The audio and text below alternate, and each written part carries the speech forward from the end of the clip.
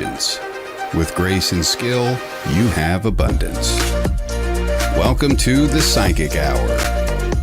Host Kelly Brickle is a psychic medium, numerologist, healer, and teacher. Her passions are learning about the soul and energy. Whether through spirit, emotion, or vibrational numbers, there is always a pathway of information waiting to help. Now, here is your host of the Psychic Hour, Kelly Brickle.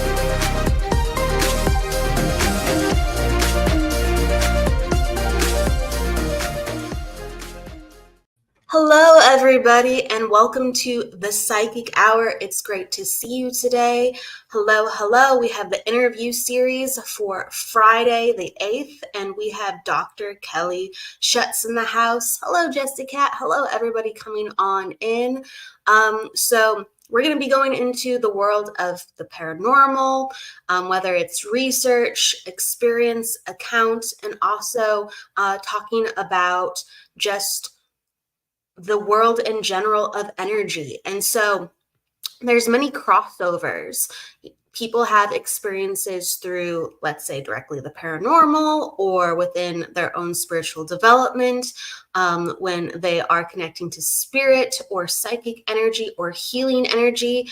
And it's always great to see from different angles how people have experienced their own spiritual awakening or energy understanding, whatever spectrum it's on. So I'm really excited to have the more paranormal side of discussion today. And if you have questions regarding or like to share your own experiences as we are talking, please drop down that and away we'll go with the natural discussion. So the topic of the day, hello, Jennifer. The topic of the day as we're going into it is about vibration and intention. And so we talk about that a lot. You know, what is your intention? And we start to really feel the energy and become that energy, whether we're conscious about it or not. But I wanted to open up the sphere and really to understand if someone matches your vibration and matches your intention. Because a lot of times when we're cultivating friendships or relationships, even business partnerships, or just chance of the moment encounters, the reason why we vibe, no joke, with people is because we vibrate on a similar frequency. Well, there's going to be many different frequencies that we hold within our aura. And, you know, are we really sturdy within that? Are we really embodied in that character? Are we consistent in that? Are we newly discovering that? Or when we meet somebody, do they stimulate a part of us where they say, whether it's directly or subconsciously, would you like to be like this? Would you like to be like this? And so when we connect to people, sometimes we are stimulated by their vibration and they either raise or lower our frequency. And as the relationship progresses, we have to kind of understand, are we really on the same wavelength? Are we really operating from the same place? Because in an instant or in a week or a month or even a couple of years, you could be operating from a very similar frequency until, you know, one of you goes, I wanted this, or actually I've been this type of person. But when I'm around you, I'm, you know, excited for this viewpoint, or you made me think about things differently. And we really all have to be in charge of our own vibration, or to help to have the conversations and consciousness to understand when we're with other people, what they help bring out within us for the better, or for maybe, you know, learning and challenging experiences. And when we do have the people who are of our same intent or similar intent or similar vibration, do they want to learn and grow with us? Do they want to learn? Everybody wants to grow, and everybody does, I feel, want to learn on various levels. But do they want to learn in a way where you grow together? Do they want to learn in a way where you see things in a way that is supportive of one another, or you function in a way that is supportive of one another? Hello, Aspen. Hello. And there has to be that subconscious and conscious acknowledgement. Not everything can be known. Not everything has to be, I need to know my energy. I need to know my intention. There's many things that we're coming into, and there's many things that are very natural when we're attracted to business partnerships, friendships, relationships. There's many things that just naturally happen and naturally enact, and it shows very with ease of the similarity for some of the energies that you share or that you cultivate with synergy. I think that's quite beautiful. It shouldn't always be like this psychological, philosophical debunking. It's really about honoring the natural energy. But when things do get wonky, there has to be the learning and there has to be the growth, because both of you will be uncomfortable if there's something a little wonky, either one person first or then the other. And if that wonkiness isn't put light to and helped to be transformed, it festers, it festers. And we really do have to understand what energies we are allowing to continue within our life, or that we are continuing to make sure we nurture. So at the end of the day, it should be really quite natural, but we're all human, and to really honor and to put effort into what's going on around me, and who is with me in my energy field, because we all carry people within our energy fields. And some of us have had really strong experiences with that. A classic one is always, who's going to call before you pick up the phone, or you could be texting somebody and all of a sudden you're like, wow, I was just thinking about them when I picked up the text. There's these more common ones that kind of flex that muscle. And I think they're quite fantastic. They're actually very surprising every time they happen. It's like, whoa, that's so cool. It's one we more so can relate to. But sometimes, when someone's sick that you love and you care for, when they're hurting, or when they're happy and something good happened. So there's many different spectrums of realizing we all are truly connected and we do influence each other's energy. So with the people that you are around, really understand, why are you connected to them, and what vibration did you operate on when you met them, and what vibration are you operating on now that they are in your life, whether close or afar, and what kind of intention do you just want to live within your life. And as you radiate that and are at peace with that, maybe those people come closer and maybe those people drift off. Just let it naturally be.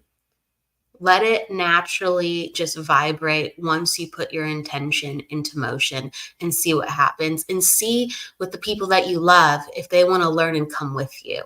Okay? See if you can spark something that creates more natural flow and understanding.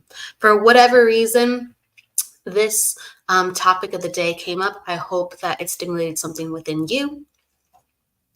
And it's really kind of like pure inspiration that things should come to you.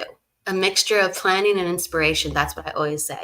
So I know that there was an intention I put out into the universe to find more lovely people of different viewpoints to come onto the show. And that's how I met Dr. Kelly Schutz. And so I want to bring her in just a moment, in just a second here. So let's set the space for that. And again, hello, everybody coming on in. So let's bring in Dr. Kelly. Hello. Hello. Hi, everybody. Hello, Hi. Dr. Kelly. Welcome Hi. to the show. I want to give you a warm introduction for everybody just learning about you, or if they already know you. So Dr. Kelly Schutz is no stranger to experiencing unseen energy. As a former college professor and litigation paralegal, she remains a lifelong citizen researcher, contributor, and learner of life, focused on the unexplained. Dr. Schutz is an author of 11 paranormal books and has been featured in publications such as Paranormality, Haunted, and Paranormal Underground Magazine. A career highlight was when she was invited to interview the entire cast of The Secret of Skinwalker Ranch, featured on the History Channel just last year. Currently, Kelly gives her talents as host and producer on the TV talk show Disembodied Voices, part of PARAFlixx, as well as the podcast series Encounters, as heard on ParaFlixx Radio Network and various platforms. Welcome, Dr. Kelly. Hi, welcome everybody. Hi, Kelly. It's so weird saying Kelly, because it's Kelly Day. So It is. Well, hey, right? There's just the more the merrier. yeah. The more the merrier. So I met you during the Ghost Conference up in Oregon, and you were just so passionate about like connecting to people and sharing your experiences with energy, with the paranormal. So like I saw that beaming off of you right away. Mm-hmm. So straight off the top, when you were young, did you have any interest in this stuff, or did it find you? Well, actually, I think I think it was kind of both ways, actually. My experiences began when I was around 3, 4, 5 years old. Yes. And what was happening was I was having dreams. But they weren't necessarily the nicest dreams. I mean, we're talking kind of warning dreams is what we call it. Plane crashes, civil unrest, stuff like that. And then as a young child, back in my day, it was black and white TV, box TVs, if anybody knows what those things look like anymore. But I would go out and I would watch the television, and then all of a sudden what I saw on TV was exactly what I saw in my dream. But as a 4 or 5-year-old, you sit there and you look at it and you shake your head, and then you're like, that's kind of weird. But you don't think much more of it. But when I started having repetition of that, and it went on and on and on, then all of a sudden I started to wonder, and I've told a lot of people this, if I wasn't the one causing the incident on the television, because I'd dream it first and then I would see it. So as time went on, I would say that as a young child, I was always very anxious and always nervous, like a little nervous Nelly. I don't know why, but maybe something was starting to awaken in me at that time that I didn't realize. And you'll usually pass it off as a child as something else, rather than most people don't come out and say, yeah, gee, because the paranormal and all that, that's something we never talked about back in my day. We just did not. You didn't bring it up. It was all religion. You went to church. You had your spirituality. It was angels, it was demons, stuff like that. It wasn't anything beyond anything like that. And so I grew into it all of a sudden when I started having experiences. After school, we would go and be babysat, basically, at my grandparents' house. And I started having really unusual sensations in there. I just didn't like being in there. Now, these are loving grandparents. So you think right off the bat, oh, I'm in a loving house. It should be a loving structure, the whole 10 yards. But it wasn't that way at all. When they would leave and go somewhere, it's like then the house became alive with an energy that felt so unsettling that my anxiety grew higher. Okay. And now I'm sweating at the age of 9 years old to, oh my goodness, I was over there till age 16, because of waiting for my mother to get off work and bring us home. We lived out in the country. And so anyway, there was points where I couldn't stand being in that house alone when my grandparents were gone. And so I would go sit out on the porch. And I don't know if anyone can relate to being in a place where you could feel this energy at a level where it would actually drive you out of the situation. But that, I wasn't quite sure what was going on. I was told it was my anxiety. I was told it was kind of all in my head. I was told you're there alone. So because you're there alone, you're making stuff up in your head, or you're dreaming this stuff up. But it was, I first started coming into my awakening, I would say around age 12, 13, 14, in that house, when I was sleeping on the couch. I thought I heard my grandparents come home. And sure, and it sounded like there was a little party going on in the kitchen. It was very noisy and very chatty.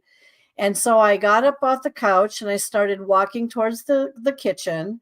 And I said to myself, how do they get home without me hearing the door Yes. open and close? And as I stood in the frame of the door to the kitchen, it was nobody in there, dead silent. All of a sudden, all that chatty stuff went completely silent. Excuse me. And then all of a sudden, I really got nervous and I said, I don't want to be in here anymore. There is something going on in here. And that's when I started actually staying out on the porch, waiting for my mother to come pick me up, that type of thing. Even in freezing cold, you wouldn't see me go in that house. I absolutely hated going in that house. And Kelly, I've had a lot of experiences in that house that as I look back and as I wrote about these experiences, to this day, I just finally have been connecting the dots as life has gone on. So there was a very hostile energy in that house. Someone had actually died in that house. I found an article. There's a fire back in the late 1800s when that house was built that happened in the kitchen. And that's the woman, the owner, who was widowed, or I don't know, she was by herself. She was there by herself in that home. She passed away in the fire. And so there's a lot of weird things that happened that actually brought me to the conclusion of my intuition, my senses, being there in my 30s and trying to overcome my fear of being inside the house by myself again, and things happening where I was now physically attacked by whatever the negative force was that was in that house. And I suspect it was probably the woman that died in the fire. But lots of things happening. But that gives you kind of a bird's eye view as to where my it didn't necessarily change my thinking right off the bat. Keep in mind, I was kept being told that it's anxiety, it's all in your head, you're not sensing this. But I have been diagnosed as an HSP, which means highly sensitive person. There's actually a diagnosis for that. And I am and that coupled with being an empath. And I just recently, through my research I'm a citizen researcher, which means that I study myself. But I just learned of this within the last few years. And I thought, you know what, this is up my alley all the way. But there's been a lot of different things that have happened over my life, Kelly, that I finally am now connecting the dots. Yes. When we are highly sensitive individuals or like empaths or sensitives, it's very much a reality for someone to walk in a room and get lit up, depending on what happened in that room. And so there's histories in houses, or sometimes there's histories just within the current household that sometimes is not shared beyond what goes on between that family or those people.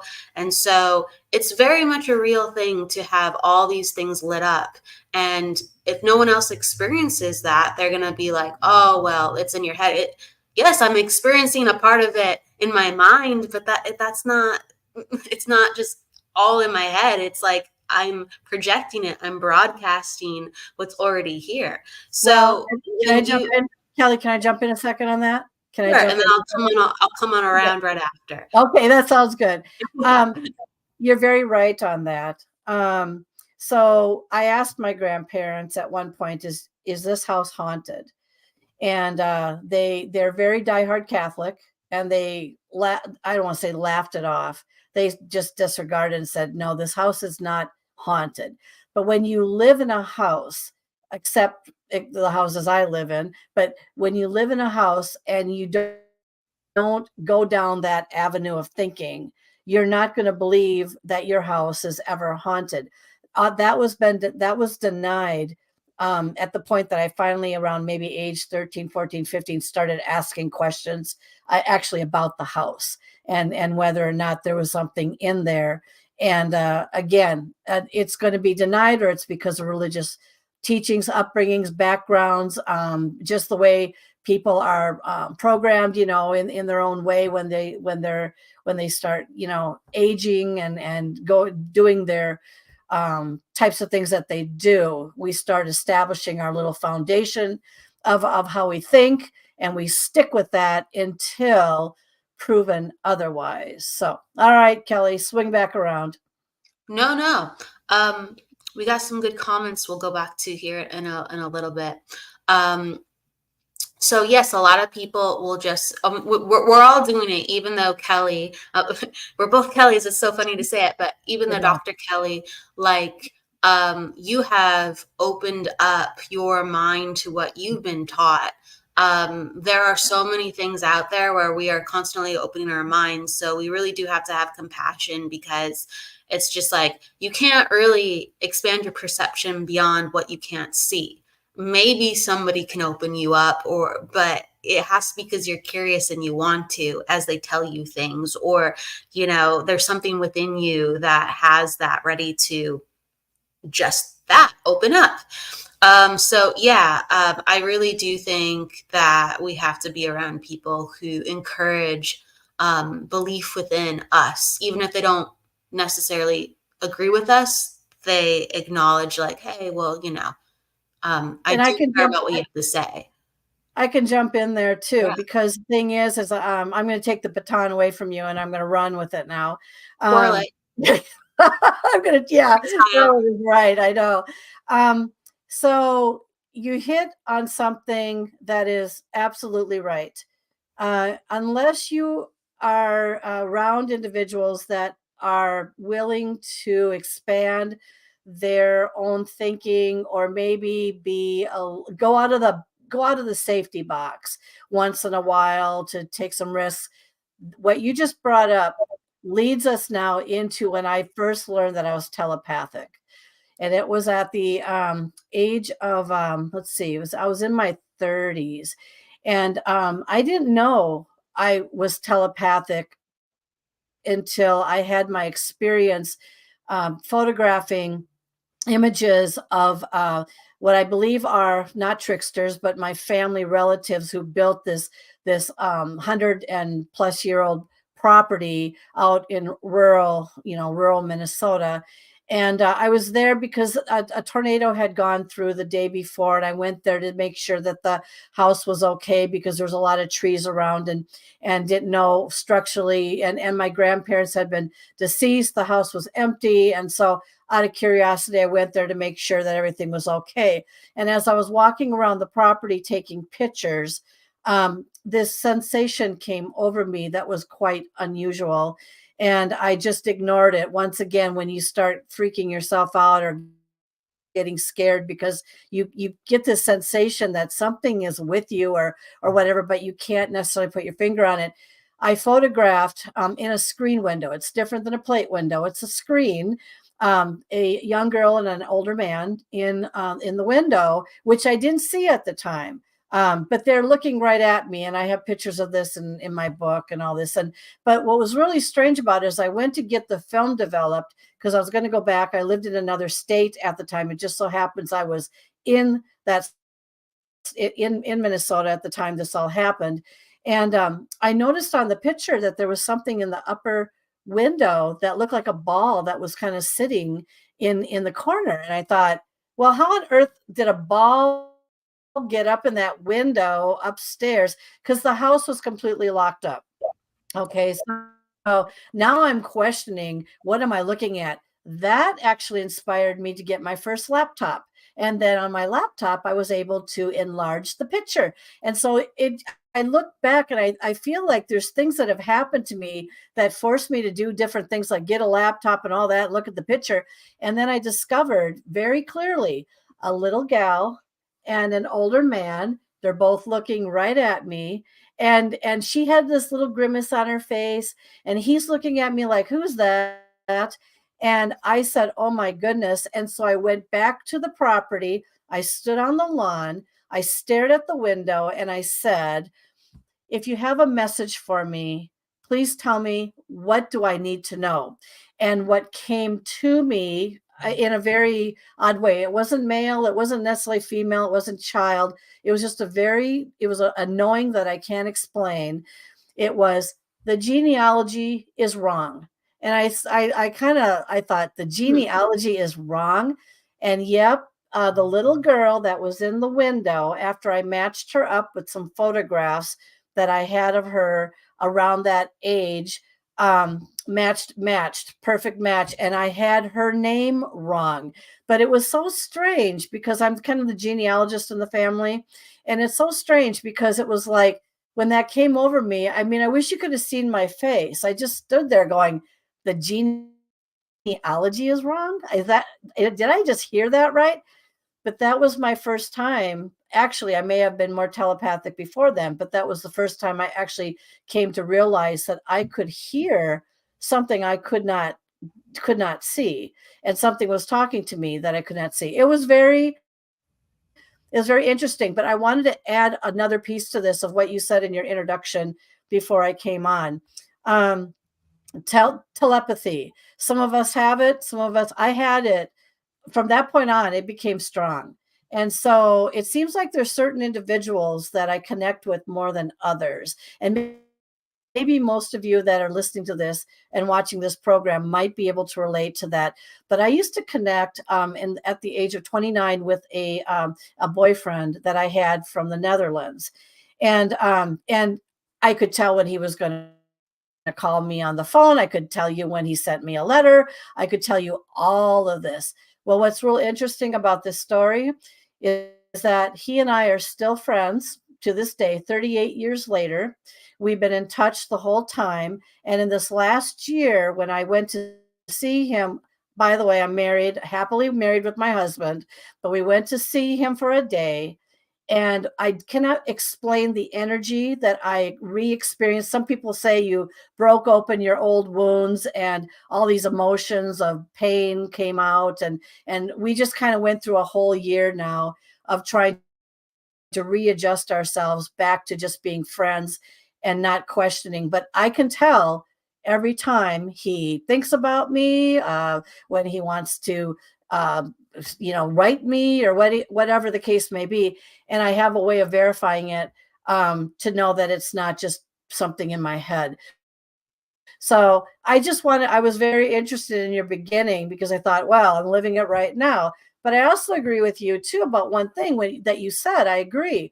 If somebody wants to continue that relationship or that energy within the relationship, and by the way, my ex is stubborn. He has not been willing to let go. And I don't know why. People say we're probably twin flames or soulmates, but I'm very happily married with another man, by the way, who has the same birth date as my ex-boyfriend. It's very strange. My life is that stuff can happen. Yeah. It's crazy. There's a reason sometimes why that happens. Yeah. Yeah, but I agree with you. I also have a friend of 42 years right now that I'm on the slide with because I've been so involved in having my experiences, and things are happening from an energy standpoint to me, which keeps changing the way I think about energy.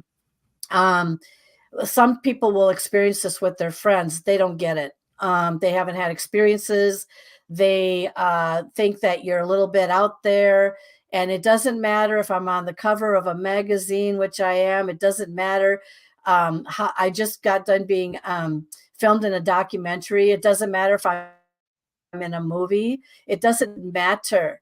And so now I'm on the fence about wondering if this relationship is sustainable going beyond this point, unless we just never talk about my life, which involves paranormal or spirituality or anything like that. So it's a tough world right now for me because I have to make some decisions about whether or not we just came to the end of our rope. But anyway, I wanted to touch on your introduction there because it's like, yep, you're singing my tune today. So. Well, it's in the ethers. That's what I always say. It's in the ethers. And I do think, like sensitive people, not everyone's telepath. I believe that anyone can develop any gift. It's just we have like predominant gifts and we have predominant natural things that find us a little stronger than others, right? But I do think that most sensitive people have like the telepathy where, you can kind of, for whatever reason, just fall into that energy and go, well, I think that's kind of what's going on within that person. And so our energies combined together inspired the topic of the day. So it makes perfect sense that we're sharing energy. And that's really beautiful that you shared your heart. And I'm sure I know other people are going through something similar, who are tuning in, whether, live with us or later in the playback, because soul connections, they're really real. And we're all on each other's journey to ignite understanding and healing. And sometimes people have grown enough, whether it was you or whether it was him or whether, another person with like another situation.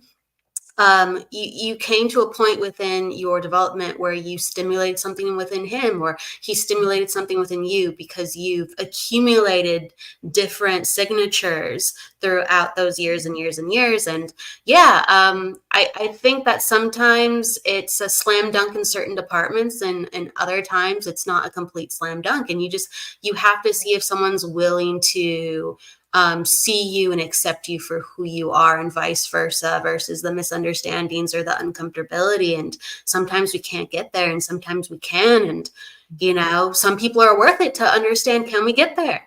Mm-hmm. Yeah. Well, it takes two to make a relationship, no matter which way you want to look at it, even if it's a bad relationship. And so there does come a point where you have to ask yourself the question, how much more energy am I going to expend on I'm not going to say how I'm going to say how our relationship feels versus how this person makes me feel. And the reason why I say that is because it's hard to have a relationship. Now, this friend of mine of 42 years, doesn't believe in this stuff at all. Now, not to say that I need to be around people that believe in this stuff, but when you're having a general conversation and you're just saying nonchalantly, yeah, I'm doing, 11 interviews for my TV show and this and that, because I have a TV show and everything, and they don't want to hear 1 second of it, then you begin to struggle in what you're going to figure out, how you're going to manage to keep that interest in each other going. And yes, there's other aspects that we have interests in. Of course we do. But if I'm silenced with just my general life and I can't even say 5 minutes of what I'm doing for the week because someone just doesn't believe in anything of that sort, it gets a little trying. So, but interesting enough, the gentleman, my ex, from the Netherlands, he took an interest all of a sudden, more of an interest in what I was doing because he wasn't willing to give up the relationship. Now, I don't think he necessarily believes in a lot of the stuff that I've gone through. Not that I haven't gone through it. He just, this different aspects of spirituality and paranormal, and of course a little bit of extraterrestrial. Now we can throw that one into the pan, but he's intrigued by it. He's not repulsed by it. He's not even opinionated about it. He still wants to have my relationship, and he is willing to engage in a conversation, even if it's 5 minutes regarding it. And so, yeah, that just kind of shows you a little bit about where you draw the line in your life, or which path do you want to start taking with the people that still remain in your life. So, yeah. I think like it's a very insightful look into what we all deal with in various capacities. Like sometimes it's a very intimate or close or very close friendship. And it really kicks up a lot of feelings of, does this work? Does this not work, in various capacities? And sometimes it's like, let's say it's people close to us, but we don't have a very close connection with them. It could be like family, they don't even though, let's say, you are very driven and very successful and you work hard and they know that this is important to you, they just don't care to learn about it. They change the subject. There's really no interest in supporting. And I think a lot of people go through that.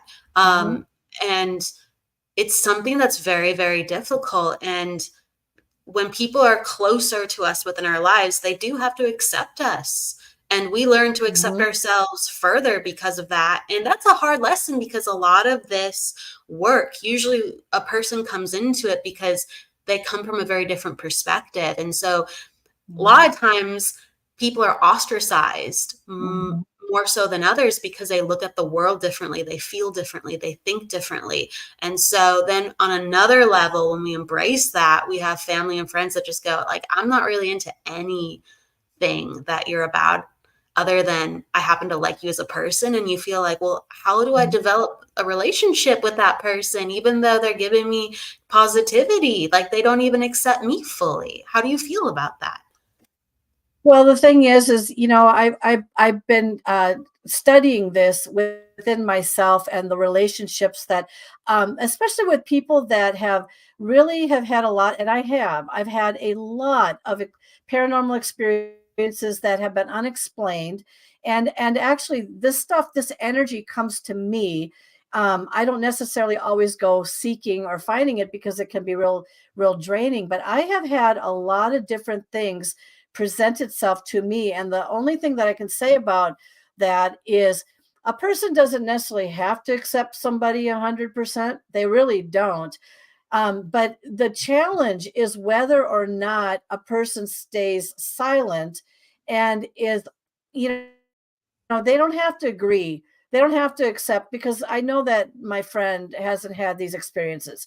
I know that. I mean, good grief. Okay, so we go and we look at the other things, you know, um, that we do well together and we don't talk about and all that.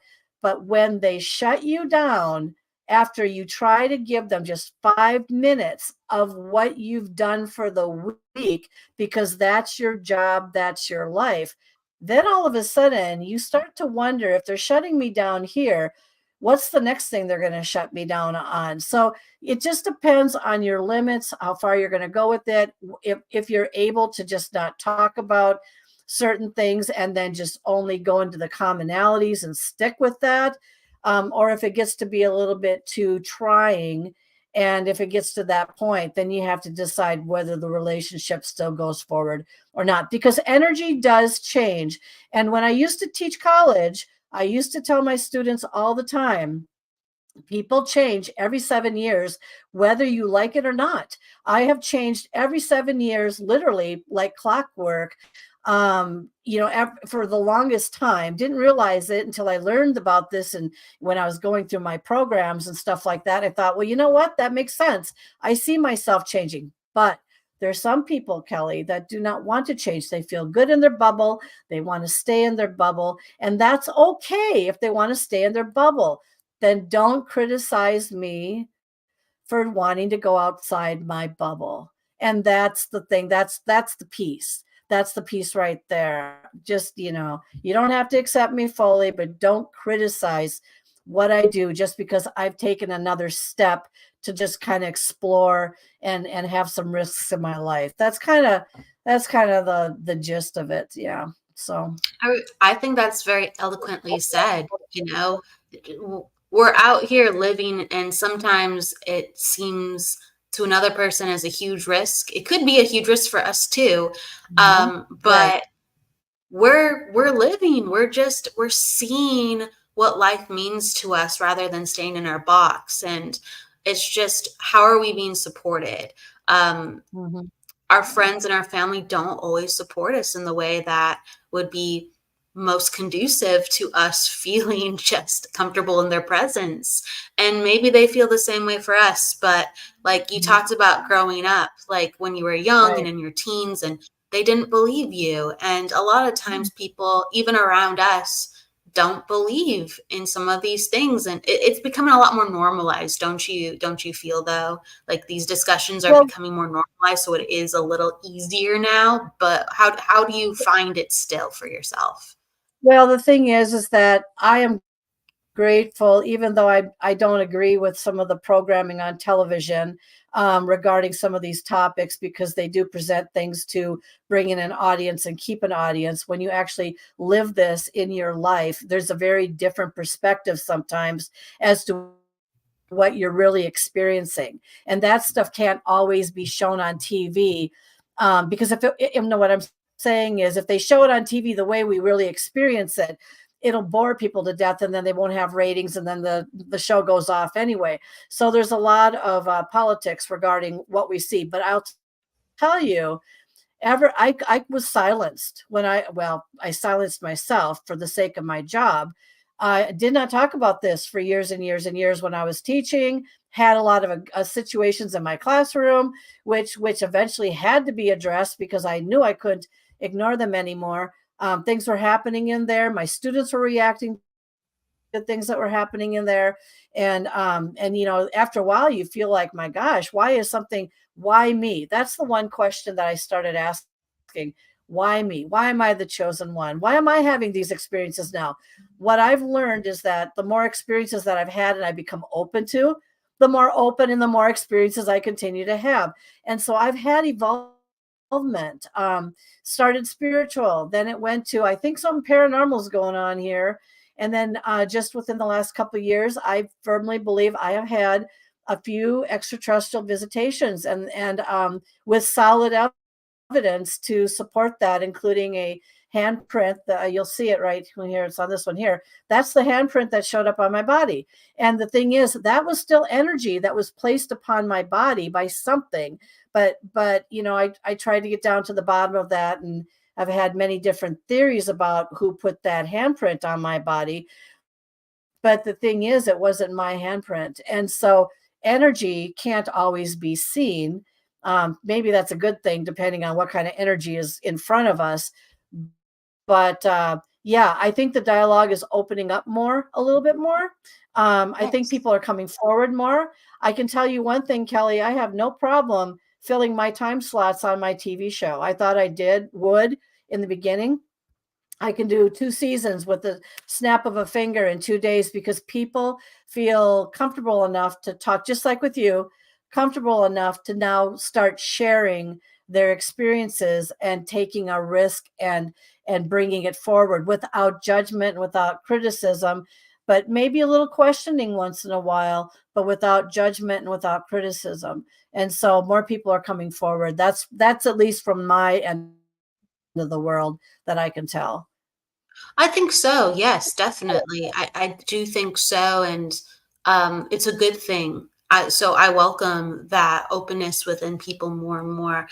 If I can, whether it's for extraterrestrial or paranormal, or like, feeling the energy of lands or houses, when you stepped forward within your life. So you're going into becoming a teen, a young adult, then you get into, you become, College years, young yeah, yeah, you adults, start then in over college. mid-age. Mhm. How did that start then filtering into your life, even though you kind of moved forward, but you were aware you had these abilities and experiences?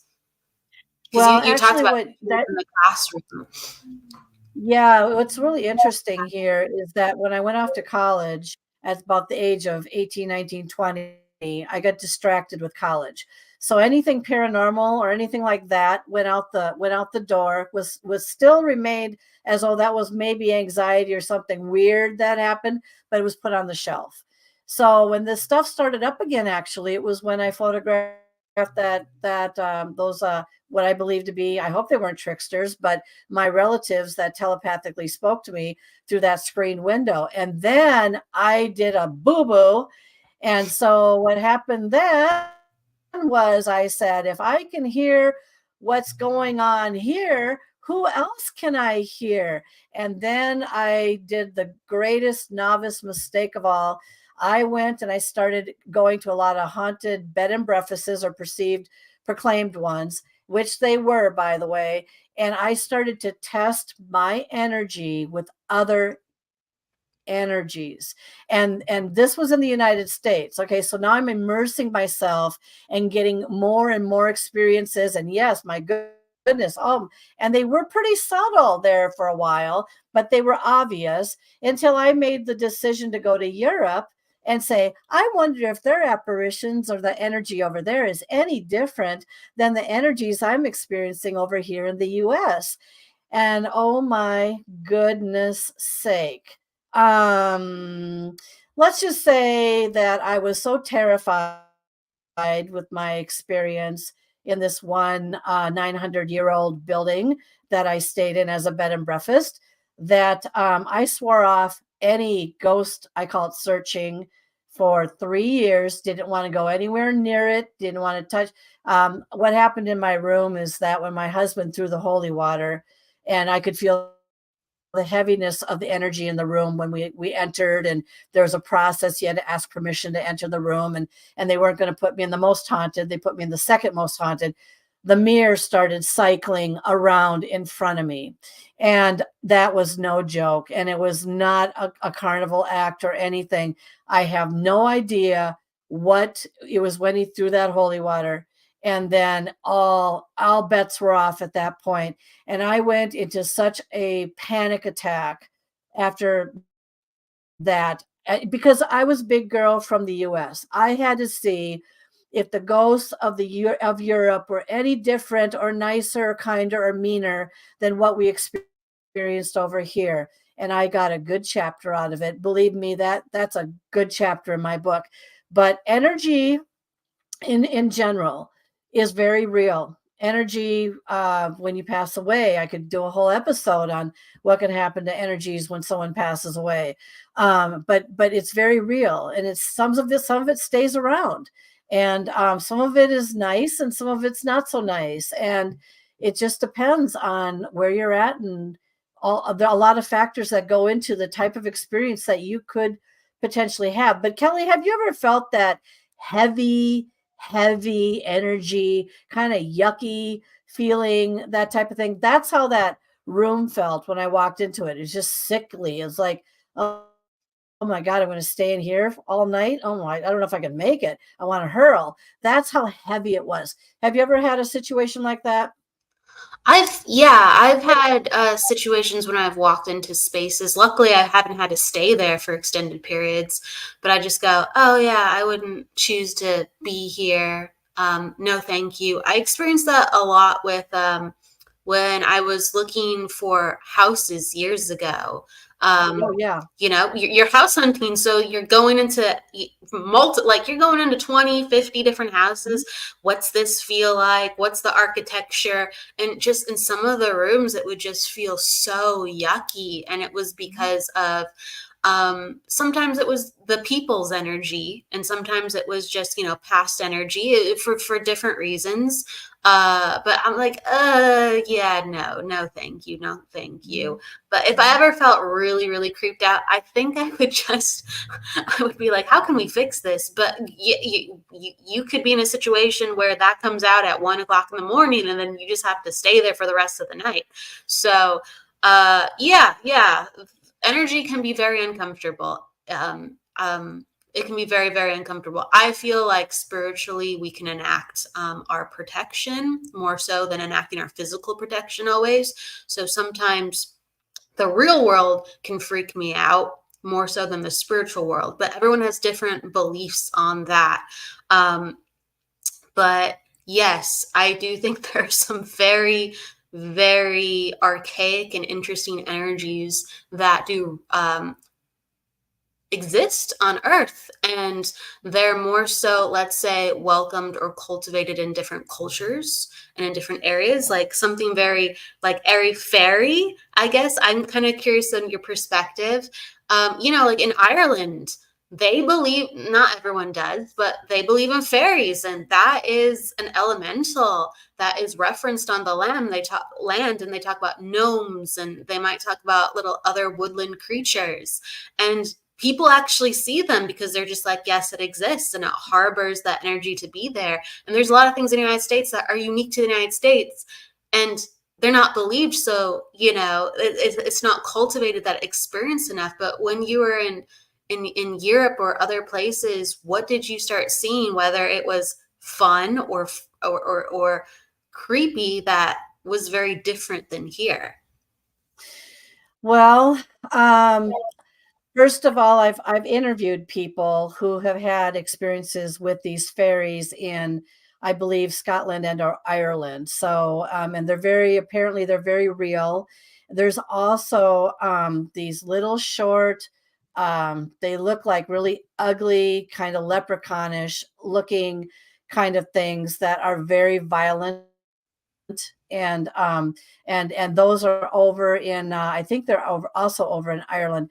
When we were in Ireland, we did not I did not do any of the what I call the forest investigations, because it was a little bit too creepy for me, because I am a beacon. And as a beacon, everything is attracted to me. It doesn't matter what it is. It's going to make its way towards me, energy or not, and it's going to make itself known. The creepiest thing, though, probably the one thing that I could share with you real quickly is after the cycling mirror incident, we went to another bed and breakfast, which was out in the country in Wales, and it was just so happens that on this property, the owner of the past had 80 hunting dogs, and he buried all of his hunting dogs on the property, and they all had their own separate tombstone. So that Hmm. was kind of like interesting in and of itself, Yes, right? But definitely. at night when we went to sleep, and I had incidences also in that property. When we were laying there in bed, I said to myself, maybe I can get a good night's sleep tonight, because I won't have what went on, in the property before. And then something started crawling on top of my legs, and it felt like a dog. Those spine, the feet are, and it was thump, thump, thump, thump, and it was coming toward me. And I just started kicking. I just thought, you know what, I'm done. And I just started kicking, kicking, kicking, and I said, just get out, whatever you are, get out of here. But that was very real. Some people that might be watching the show right now may have experiences with their deceased animal and doing the same routine. Cats crawling on top their legs, or the sensation of that, where they can actually feel them. This is very real, and this really does happen. But when that happened to me over there, I wasn't sure what was crawling on me, but I suspect it was one of the deceased hunting dogs of the past, because there were so many buried on that property. And some of this energy just hangs around, and some of it just kind of transforms and goes into something else. So that was the creepiest. I've had a lot of experiences, but over there, those were the two most prominent that, I'll never ever forget, no matter how long I live. So, I yeah. do think, like, some things, when we can't wrap our head around it, and it could be because it's like a being that we have no um recollection of, right? But then when we have something that maybe creeps us out, but we're like, I think it's a dog, we can start to wrap our head around it. Because, some people, they might have experienced that crawling and they're like, oh my goodness, what is that? And imagine, like, everything goes into your head of what it could be. But like, you had the history connected to, like, these are probably dogs, and it feels like a dog. And I do, I've had some experiences where, like, just to relate, creepy things do happen, but I go, oh, I think it's this. And, hi. Like, I'll treat them like hi and see ya. And then I've had things happen with beings that do not seem very human at all. And I'm just like, Mhm. hi, what's up? And you kind of communicate, and you just ultimately, at least in my perspective, I'm just like, are you here for a reason that's open-ended and positive, or are you here for something that I can't figure out? It doesn't feel exactly so great. I'm not even going to go into that energy. I'm going to have to ask you to leave right now, because it's chaotic, and I'm not trying to control it. But if something's chaotic, I want to control my energy at least. So I go, hey, I'm going to ask you to sit back, and I'm going to go somewhere else. And if you're in my space, I'm going to ask you to leave. So but people have different roles here in life, and like you're like a beacon to find things, and you have interest to debunk things.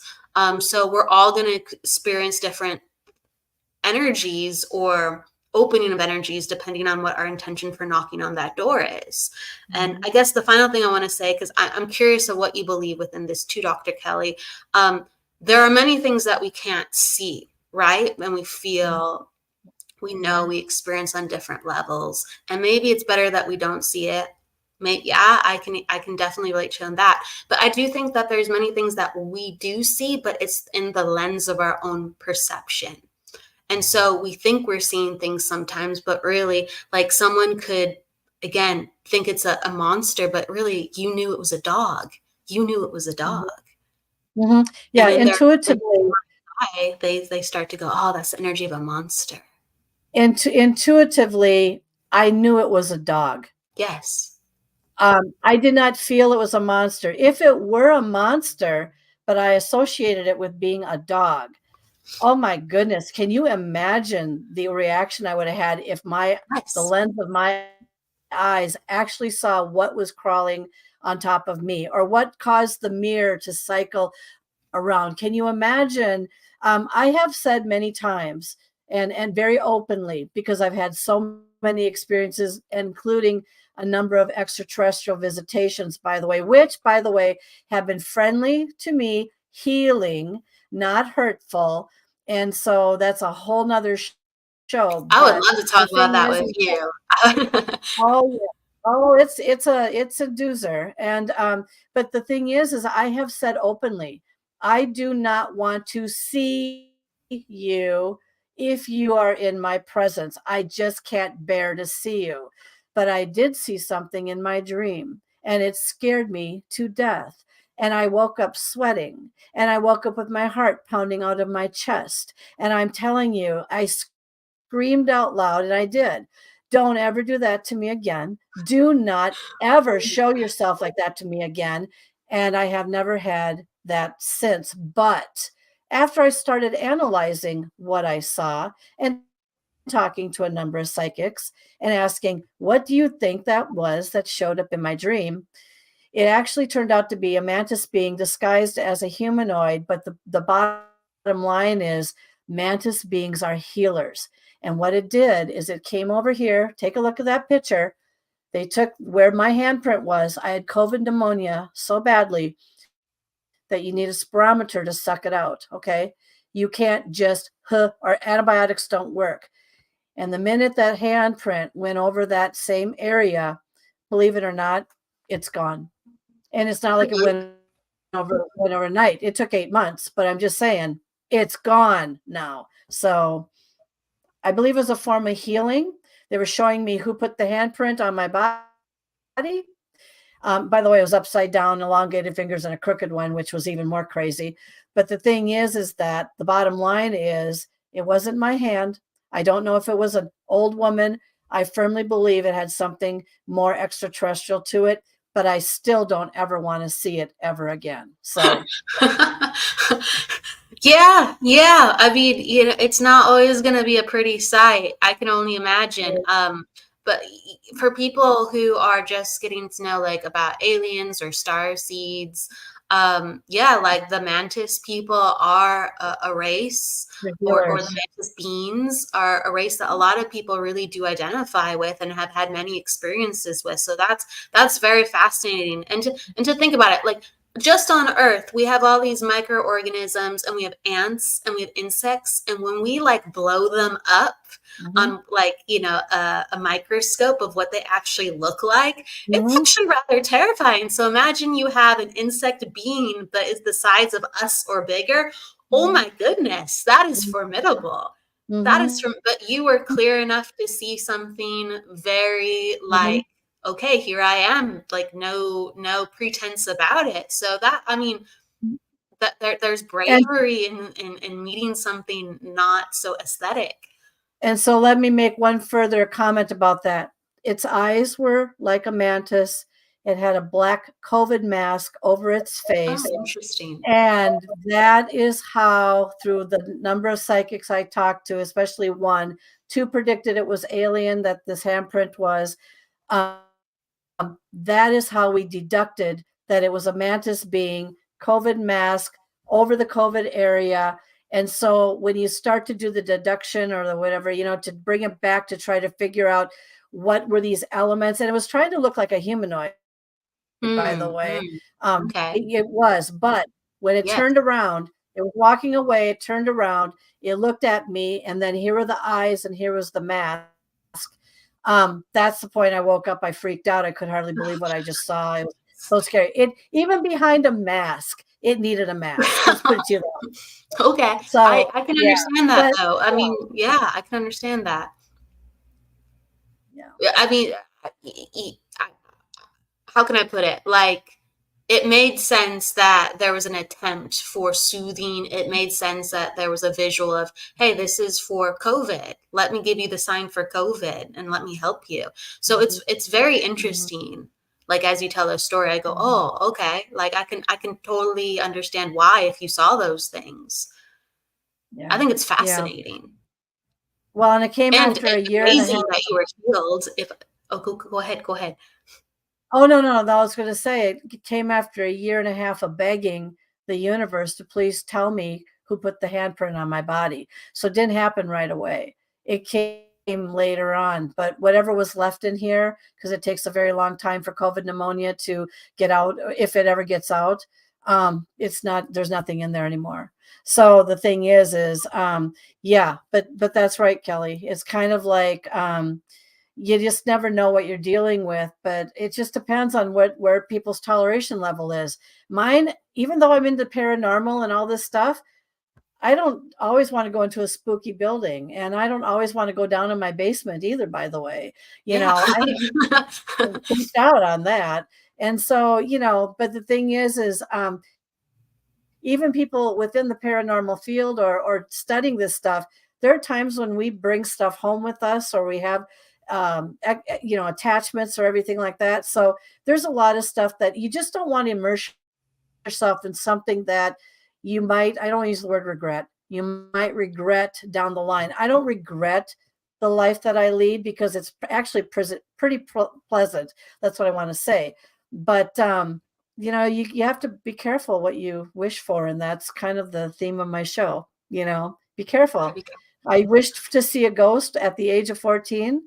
And now I have a life of living with ghosts and everything else because I'm a lighthouse and they all want to come have a tea party with me. So, yeah. I agree, Dr. Kelly. You have to be mindful of what you intend. And I think a lot of energy persists within the universe that we use on an everyday basis. But since we've been conditioned so much to say, oh, well, that's just how the world works, we don't understand the power we have to call things in, or the power that we have in sharing energy. And so, we talk about these stories like, the beans in the hotel, or, extraterrestrial connections and healings, or, a dog in spirit.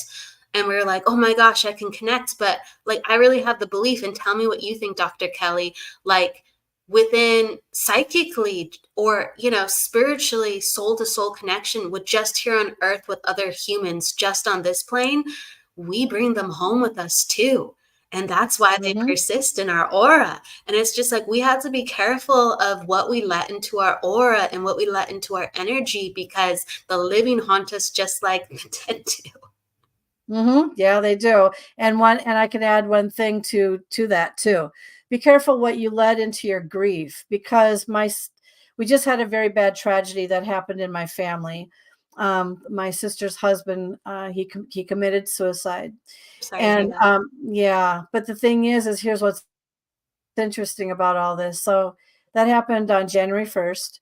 And my sister went through, she's very grief stricken still. And she went through a drive-through at a fast food. And the gentleman at the window said to her, I'm sorry, I could have sworn there was another person sitting in your car with you. And she's like, nope, it's just me. No, I could swear there was another. I must be I'm hallucinating. Well, I'm trying to teach her now a little bit about what happens when you go through the grieving process and the fact that earthbound spirits can remain, especially depending on whether they want to leave or not, or maybe he doesn't realize that he's passed on, kind of thing. But I am a firm believer, and I told her this, that was him sitting in the back seat of your car. And it just so happens the person at the window saw him. So it can happen, and you can light up like a Christmas tree. There are people that talk to people that, believe it or not, have been deceased for a long time, and they're having a conversation with someone, and then they find out that they've been dead for God knows how long. I just interviewed a gentleman a year ago. He talked to a guy for literally a half hour, and then he wanted to get his address. And the person informed him, well, I don't know how I can give you an address. He's been dead for 9 years. He says, that's impossible. I just got done talking to him. So energy, although I thought energy can only light up for like maybe 5 seconds, no, it sounds to me like energy can be lit up like a human being, or energy can be lit up for a half hour, or a quick ride through a drive-through or whatever. These are the mysteries. These are the unexplained things that many of us that are really involved in this field kind of like to dig into a little bit. We may never have the answers. We may never know how it all occurs. But I will tell you from my end of it, it's very fascinating.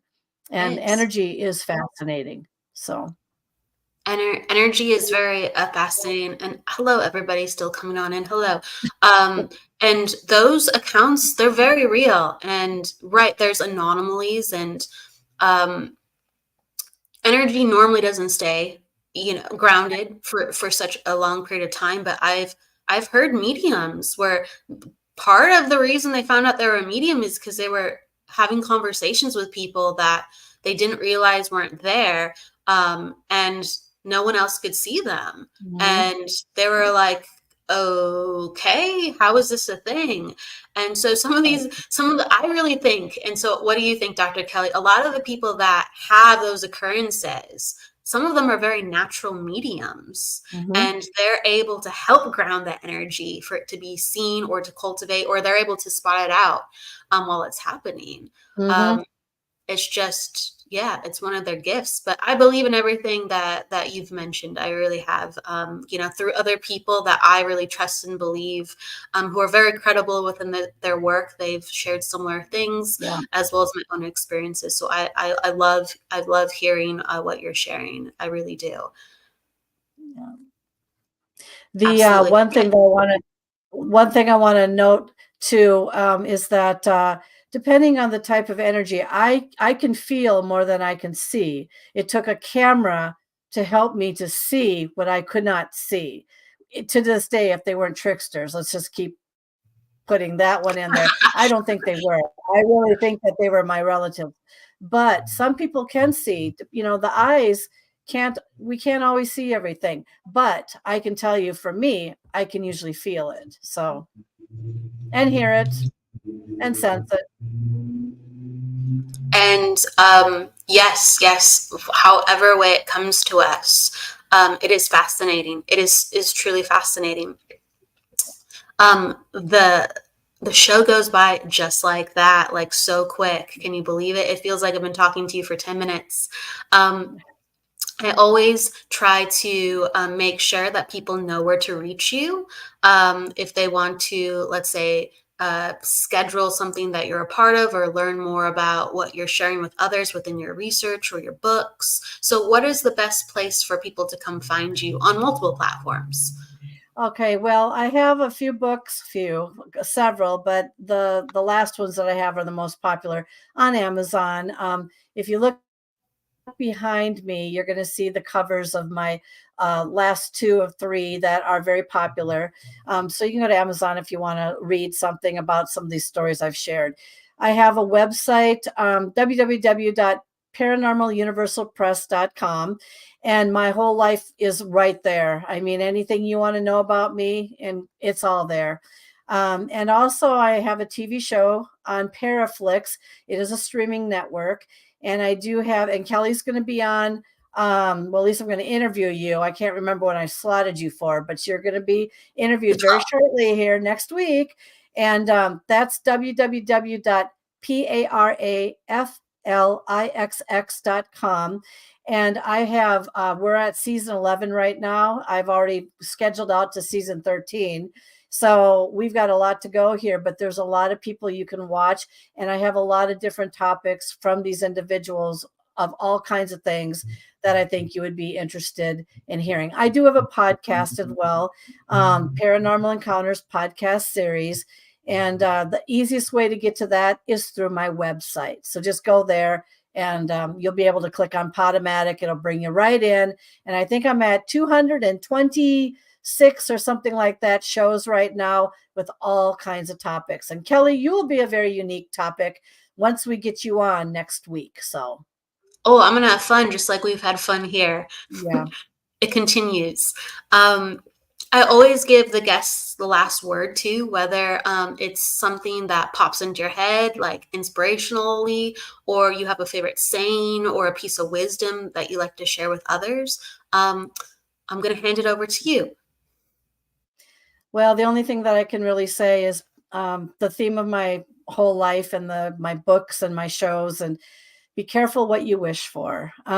Make sure you understand why you might want to do paranormal searching, or why you want to learn more about something or experience something else, because when it does come to you, sometimes you can't turn it off. And I can't turn it off right now. I'm just saying, but what I've experienced hasn't been, except for a couple frightening ones, but I don't think they intended to hurt me. It's been very interesting. The way I think about things has been changing, but that doesn't necessarily mean that my roots have gone away either. So spiritual, paranormal, extraterrestrial, outerworldly, whatever. Just know that energy definitely takes many forms, and it's very real. Beautifully said. Thank you so much, Dr. Kelly, for being on the show today. And please check out her books and go to her podcasts and her TV show to see all the things that she's doing. She's so busy and so evolving. So once again, thank you. I will see everybody next week for the interview series and for the reading show. So with that said, please go with love, light, and luck. And don't forget to live, everybody. Thank you again, Dr. Kelly. Thank you, Kelly. See you, everyone. See ya.